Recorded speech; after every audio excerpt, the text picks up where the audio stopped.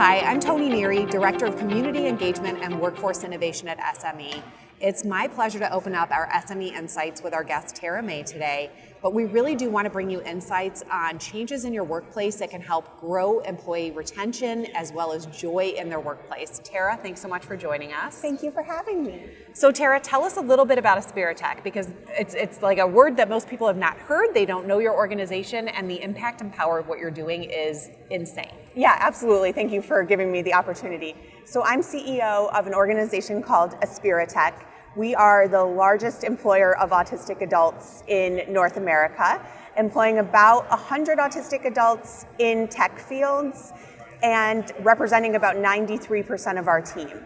So we're mission driven, but we operate like a for-profit. So we actually have clients all over the country, all over the world, and our team members earn every dollar of their paychecks. And I know high tech is amazing. It's a great place for neurodivergent individuals, but talk a little bit about what do those technical roles look like for your employees? Because you're everything from technician to board with members with an autism diagnosis, right? Absolutely. So we start at entry level, and then there's mid-managers, there's senior executives, there's board of directors, but we work in the tech space. And what I like to say is in 2025, every company is a tech company, including manufacturing organizations, right? So we are doing everything from developing websites to writing code, writing automation, thinking about AI and large language models, thinking about how to drive innovation and think about how you want AI to affect your workplace and what you do.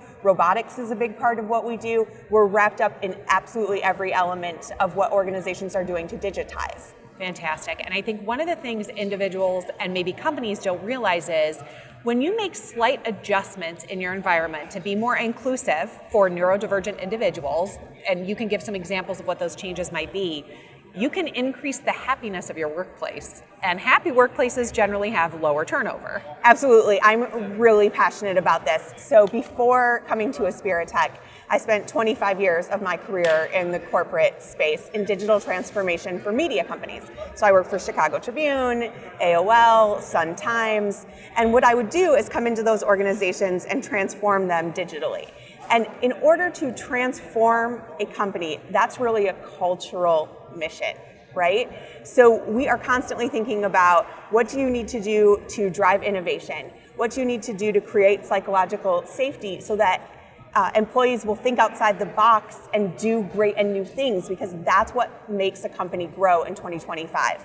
And when I came to Aspiritech, the absolute best thing we did was create that culture where everyone can thrive, everyone can innovate, and everyone can be welcome exactly as they are. And that is something that drives revenue and growth for absolutely everyone. I'll give you a good example.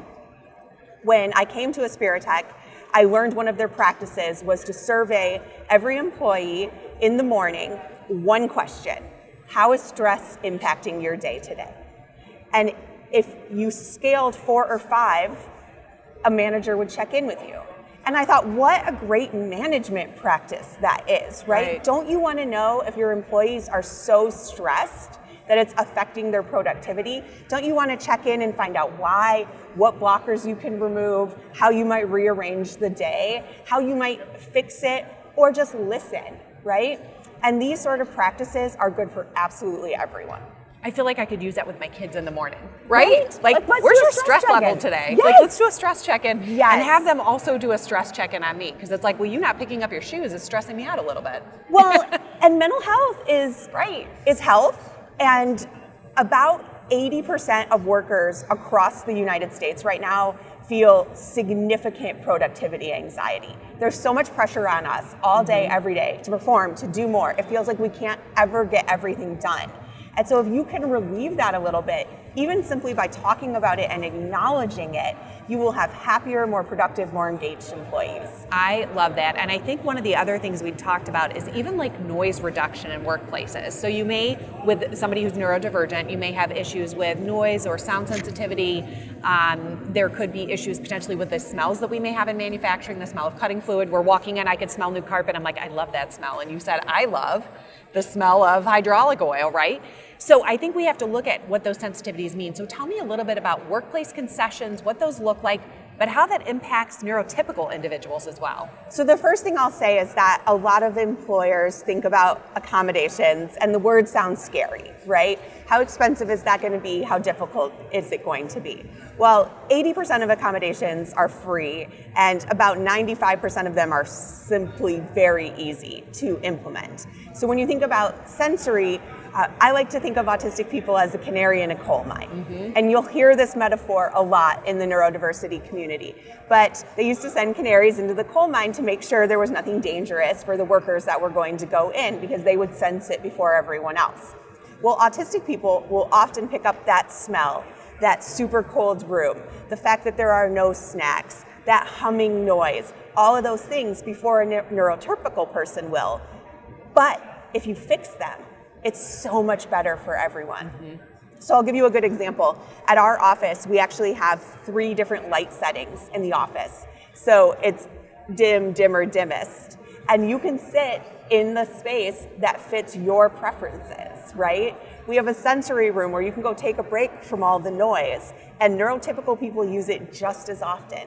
It is a lovely way to escape the workday and to help your brain settle down a little bit. I love that. And tell us a little bit about the Aspiritech Academy, because this is something that was born out of Aspiritech. It's amazing. You're doing spectacular work, but tell us a little bit about it. The Aspiritech Academy is one of my favorite pieces of our mission. So we're only able to employ so many people, right? Employees match revenue. But we really wanted to expand our impact because we literally have thousands of people on a waiting list who would like to work at Aspiritech.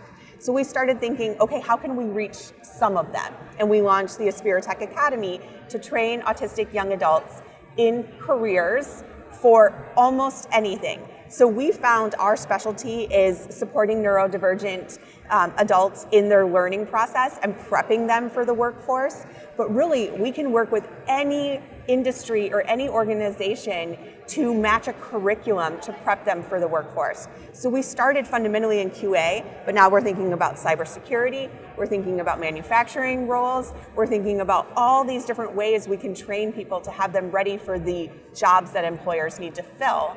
And we're just happen to be really good at knowing what autistic people need, in part because our academy teachers are autistic adults themselves. I love it. And then you and I have the joy of sitting on the Uniquely Abled Project board together. And I think one of the things I love about Uniquely Abled Project is we're not talking about a disability, we're talking about a unique advantage. The ability to hyper-focus, to compartmentalize, go, no go. This is not a gray world. This is black and white. The fact that the nuance and sarcasm in the workplace could potentially be lost, but it's also, there's never been anybody better to review your standard operating procedures than a neurodivergent individual who's going to say, nope, that actually doesn't make sense. So I think what we're looking at is we're looking at the superpowers of individuals with a neurodiversity diagnosis and just the impact that they can have, but also the joy that they can bring inside your organization. And I think that's what a lot of people don't realize. So I think something really special happens with an autistic workforce. First of all, there's an incredible sense of loyalty. The retention is about 25% higher than it is for neurotypical people. When you find something that an autistic person is passionate about and match that with a business need, a Harvard Business Review study shows that productivity can be 150%. So it's being thoughtful about placing people in roles where they can be successful. And isn't that what every employer should be doing everywhere? Right. Absolutely. Well, Tara, I cannot thank you enough, not just for your time, but for the work that you're doing. You are so inspiring. You're my favorite kind of firecracker. And I'm excited to show the world that we have a pipeline of workers. And when we can grow that talent pipeline by adding neurodiverse individuals, we can make the entire workplace a better place. I'm glad to do it alongside you. Thank you.